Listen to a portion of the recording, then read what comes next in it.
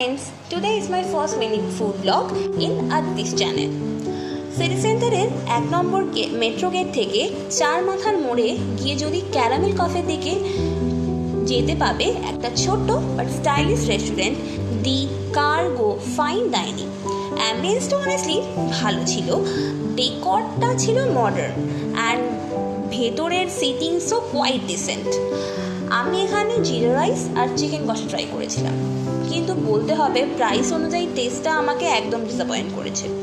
চিকেনের ফ্লেভারটা খুব অর্ডিনারি ছিল আর রাইসও একদম বেসিক, কোয়ান্টিটিটাও কম মনে হয়েছিল। স্টাফদের বিহেভিয়ার মডারেট, না খুব ভালো না খুব খারাপ, কোঅর্ডিনেশন ছিল অনেকটা অ্যাভারেজ।